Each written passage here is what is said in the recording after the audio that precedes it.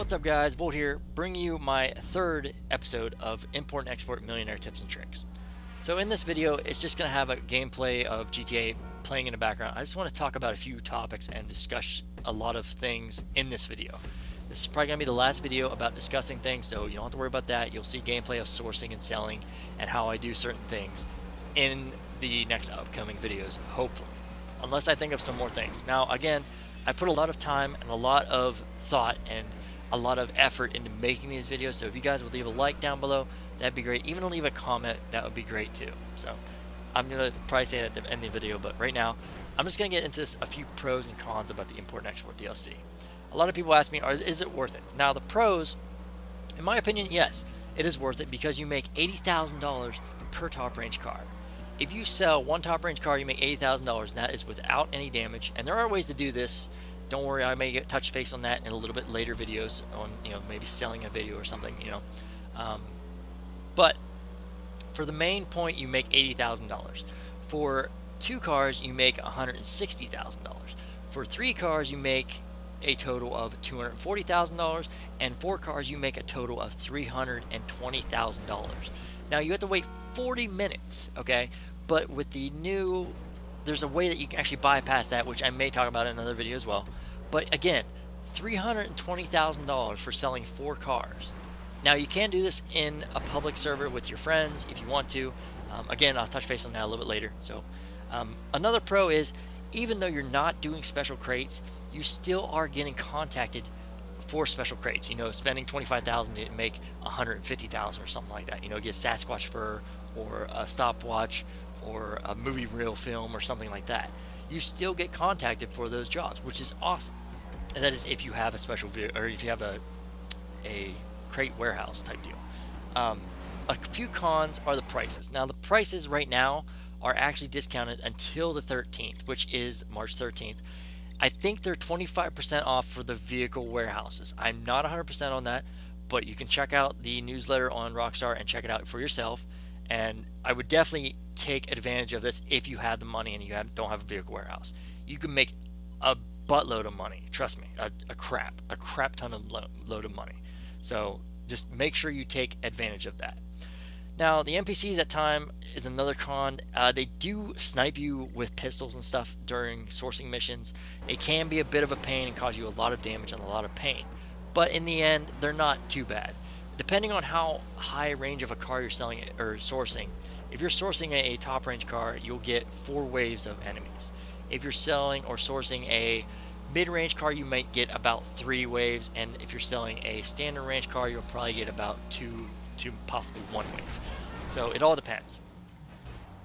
Alright, so now we're going to get into the import and export side of things. And you're probably thinking, what's import export? Importing is pretty much sourcing, in my opinion. So sourcing a car or importing a car to your warehouse, and then exporting a car or selling a car to a buyer is the way I think about it. Sourcing and selling. So that's the way I think about it. You can think about it any way you want. I'm just going to tell you a few little helpful tips on how to source for right now. And then I will get into selling after I get done talking about sourcing. So sourcing, there is a way that you can get in your warehouse one of each standard, mid-range, and top-range cars. Now, if you do this and you have one of each standard range car and mid-range car, I'm talking about one of each of the different kinds. I'm not talking about 2 different Omnis. I'm not talking about 2 different Sultans. I'm not talking about 2 different Verliers or something like that. I'm not talking about 2 different of them. I'm talking about a different of each kind of car that you can get. Okay, if you do that and fill them up with nothing but standard and mid-range, you will source nothing but top range.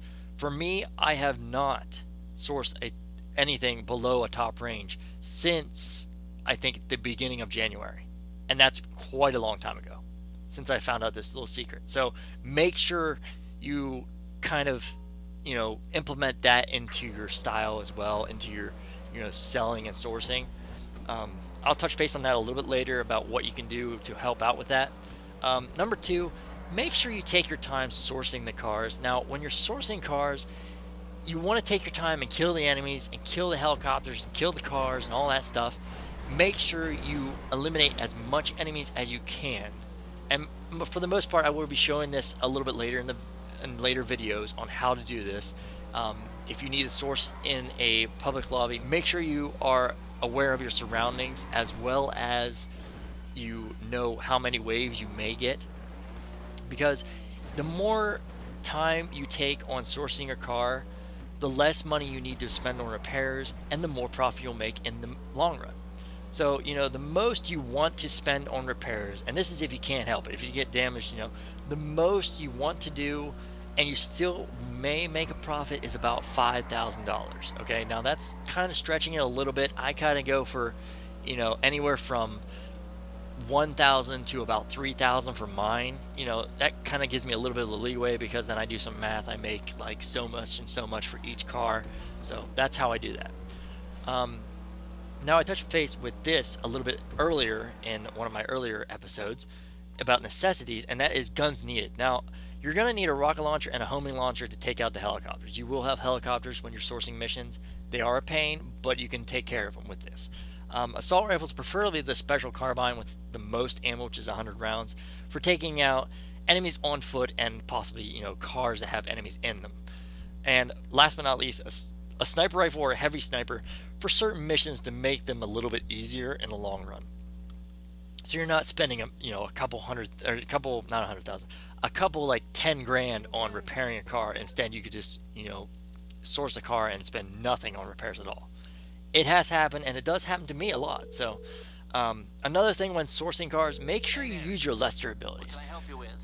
The main two you want to do are removing wanted level and going off the radar. Removing the wanted level can get you the cops off you very quickly, and they can cause a lot of damage as well, running into you, shooting you, the helicopter above you. It can really cause you a big heartache.